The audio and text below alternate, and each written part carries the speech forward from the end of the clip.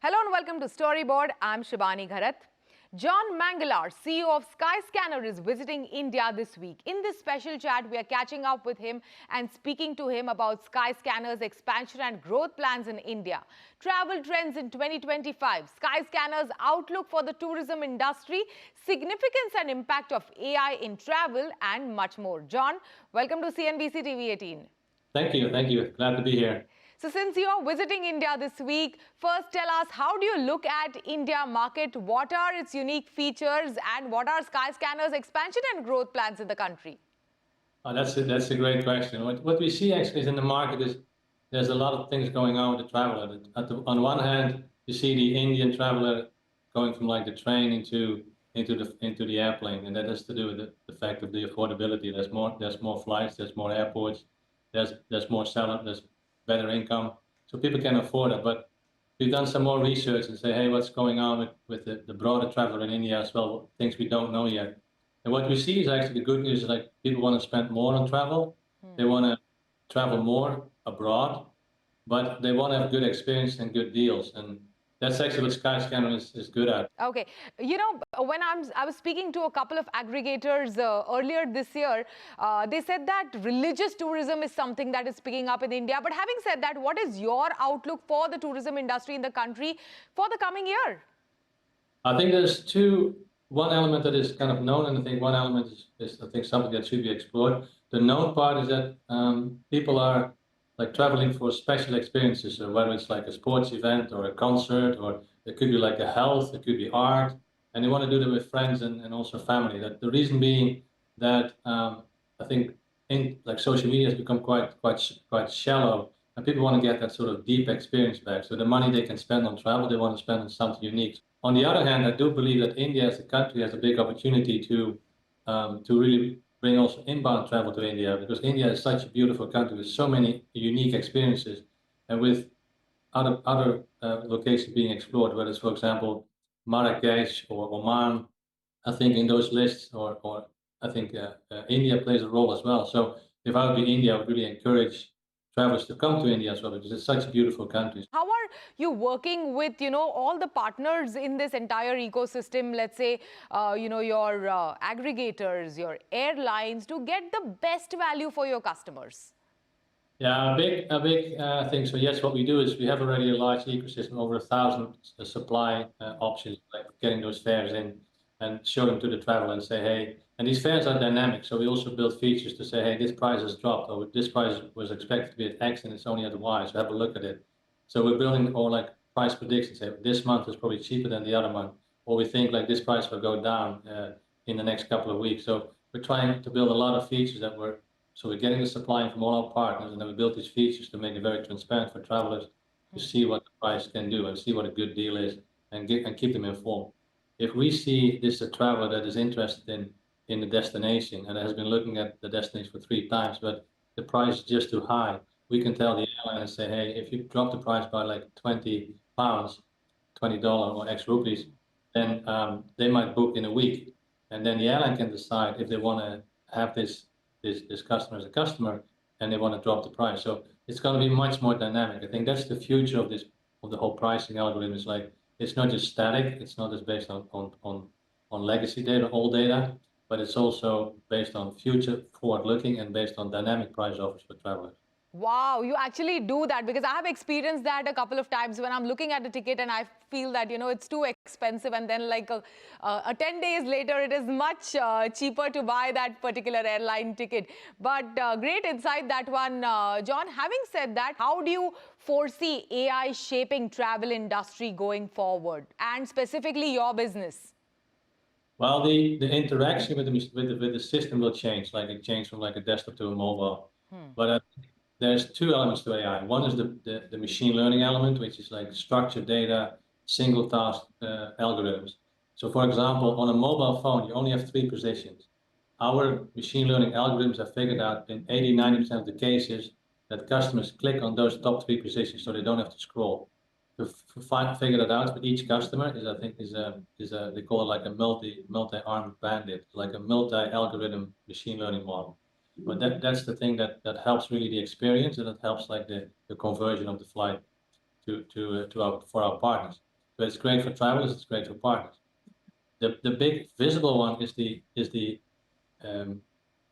Gen AI stuff where you say, hey, what can I interact with the system and say, I want to go to a place where I can see the northern light.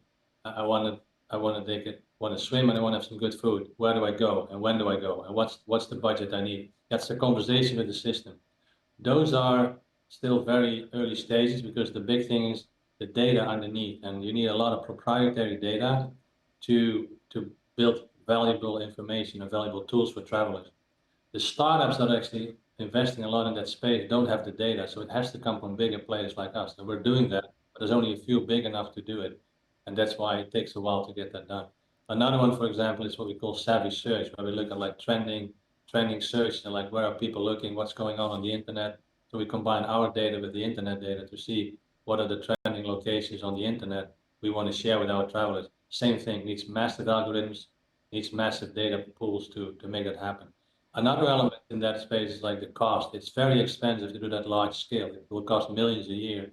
So there's just not many people who can do it. So there's a lot of innovation, but it's all small scale, and it's yet to be defined to make it very reliable for travelers. Will it happen? Yes, like we overestimated in the short term, and we underestimated in the long term. Yeah. But this will happen. This will define the future, but it's not the outside that's going to make the difference. It's the inside that we're building today that's going to make the difference based on data, very, very deep algorithms. Yeah, inside what you build today is going to make the difference, but that also requires a lot of investment. Having said that, what is, let's say, the primary revenue stream for a meta search platform such as yours, and how has that evolved over the past couple of years since we have seen so much of change happening in the travel industry since COVID? Yeah, so our revenue stream is basically we bring travelers into the network. We inform travelers in our platform. We show them like good deals. We show them good price. We show them opportunities. That's about 100 million travelers a month that come to our network globally. That's across the globe. And then basically we send those travelers to partners to make the booking. Our business model is twofold. One is we get a commission on the flight, or we get a commission on the hotel or the car we book.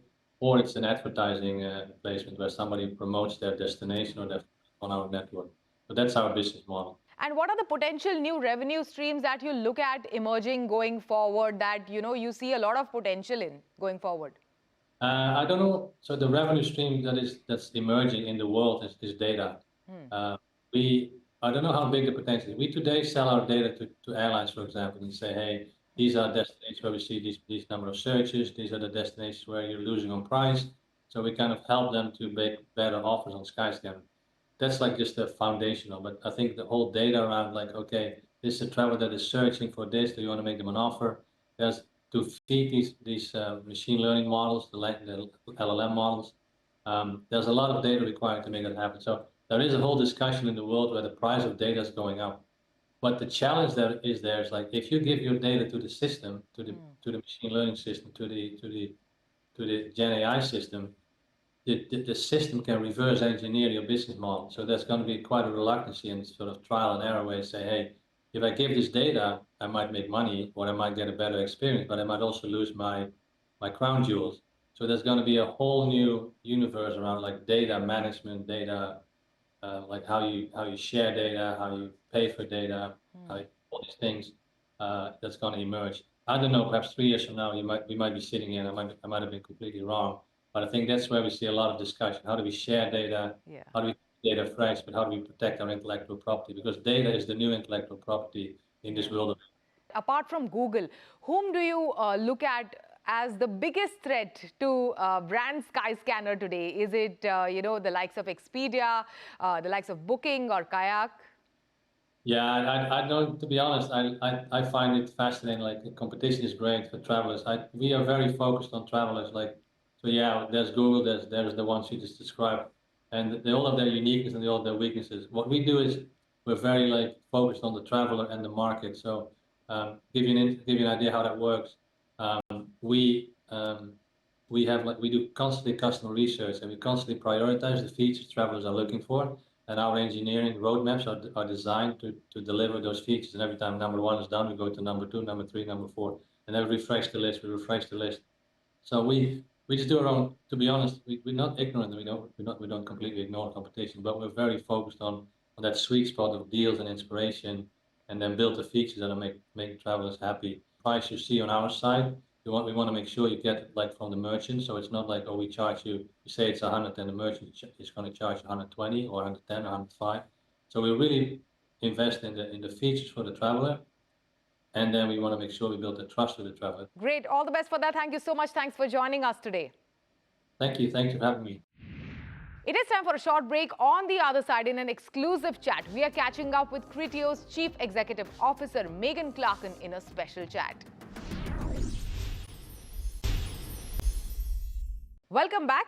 Paris-headquartered commerce media company Criteo has set its sight on becoming a major player in India's rapidly expanding digital advertising landscape. We caught up with their Chief Executive Officer, Megan Clarken, and spoke with her on their focus and strategic plan for the India market, and can marketers use AI to maximize advertising performance with first-party data and being a key player in the ad tech. How does Criteo balance innovation with the risk associated with becoming overly reliant on certain technologies or platforms in today's ever-evolving tech landscape? Listen in. Megan, what brings you to India? We're growing very, very quickly in India. It's incredibly exciting. So important for me to be on the ground and spend time with everyone. Absolutely. With each passing year, the team in India for Criteo keeps on increasing. But what are the key strategies and what are the key focus areas that you have earmarked for the India market? The Indian ads market is growing 9.5% according to Group M this year, which is outpacing many markets around the world. And so much of that is starting to creep towards the area of commerce media, which is where we're really leaning into, which in short is really being the ad tech provider for advertising that's going to people or consumers who are on that buyer journey, getting that message to them at the right time in the right format. And the growth of that is very exciting for our team. And that's really what's spearheading the growth of our team, which is now about 300 people here in India. That's about 10% of Criteo's workforce worldwide. So we're very proud of the work that's going on here and the opportunity. Wow, 10% of the global workforce is over here. But globally, if you can also tell us what are some of the key trends that are, driving ad tech strategies? And, what are the key trends that are shaping this industry? It's really the big boom is coming from commerce media. And commerce media is very new, but it's said that in the next 3 years, it will outpace the ad spend that's going to social and get very close to the ad spend that's going to search. So it's going to be huge. And the reason why is that retailers or commerce players like Flipkart are opening up their inventory for advertising. And it's a very valuable proposition for brands because that advertising is on sites that are close to the point of purchase. So you can imagine that today, with the use of data directly from a Flipkart to make sure the right message is getting to that right consumer at the right time, it's an incredibly valuable medium and one that's really pushed to spearhead the growth, the ongoing growth of advertising into the future, and even away from some of the old advertising mechanisms or platforms like linear TV or radio. We see that coming across to digital, and we see that going into commerce media. What is the future for this browse to buy? Browse to buy. If you think about consumers today, their path, their browse to buy has changed quite considerably from what it did 5 years ago or even 10 years ago, where maybe they saw something on television, they might have got a pamphlet or a brochure in the mail or an email, and then they would go to the retail store, the bricks and mortar store. Today, they start their journey on a social media site. And then from there, they're going to move to do more asking others of their experience of different products on other social media sites. And then they're going to do deeper research into the brand sites themselves, into the retailers, before finally they head into the retail store online and make that purchase. So that path of purchase has gotten very complicated, very complex. And that's what opens up this new ability for advertising to reach the consumer at the right time through digital channels. Yeah, and as we just spoke, how this whole tech landscape is rapidly changing, rapidly evolving. How do you balance innovation with your company so that you don't become overly reliant on, like one particular solution or one particular product? It's a great question. We've learned this over the last couple of years, is to make sure that we always have a strategy of multiple pillars, because if we just land ourselves on one, the chances are very high that the landscape's going to change so quickly and change from under you that you won't have invested in the right area. So for Criteo, for instance, when it came to cookie deprecation or how we would get around that loss of signal, we created 4 different ways to do that. And as a result, we've come past this, we've come through on top. So forever in this space, we have to make sure that we're thinking ahead and that we have many different fallback options along the way. And what are some of, the key technological innovations that you have seen over the past couple of years that has had a significant impact on, your business strategy and your strategy? I think the biggest, we've been involved in AI for a long time. Yeah. What we call our AI lab is now 10 years old. And when you think about what we do, we're looking for a particular signal and a particular audience to make sure we get the right ad to. So performance, and we don't get paid unless that ad gets clicked on or a product is sold. So performance is at the core of everything we do.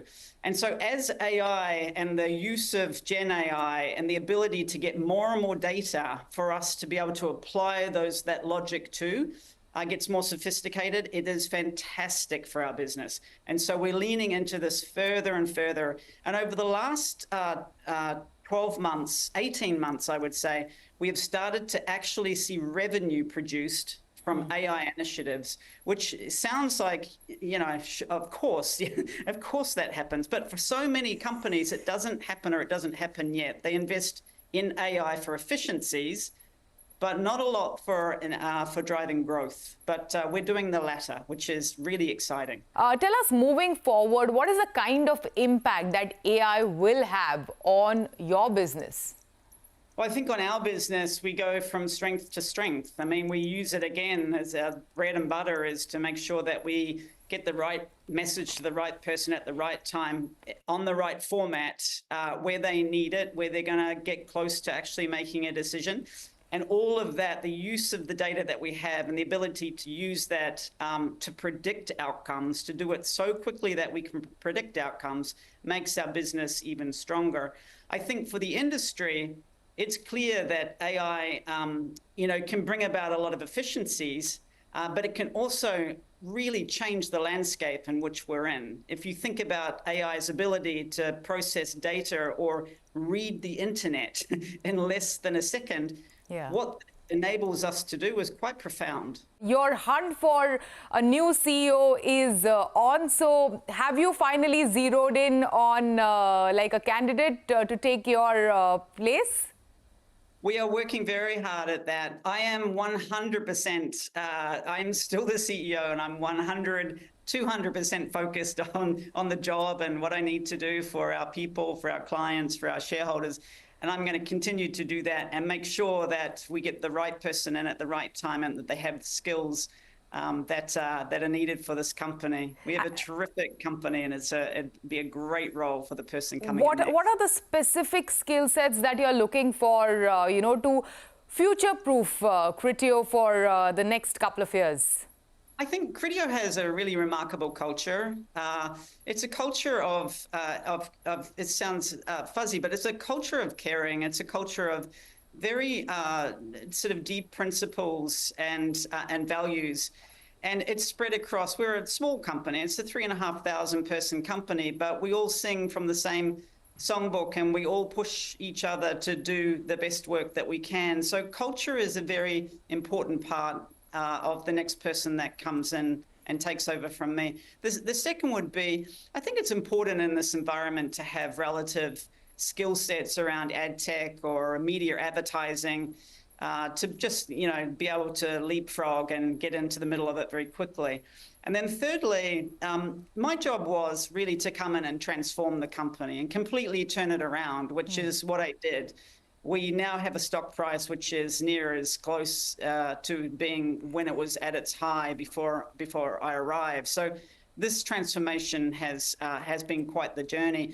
The strategy has been set. The people know what they need to do, and so proof of execution, I think having a track record of execution, of lining people up and letting them do their best work would be the third skill set that we really want to look for in the next CEO. Great. Thank you so much. Thanks for joining us today, and thanks for sharing these insights, and all the best. It's a pleasure. Thank you so much. With that, it's a wrap on Storyboard this week. You can catch all of our content on Facebook, X, and YouTube. Thanks for watching. We will be back same time next week. See you soon.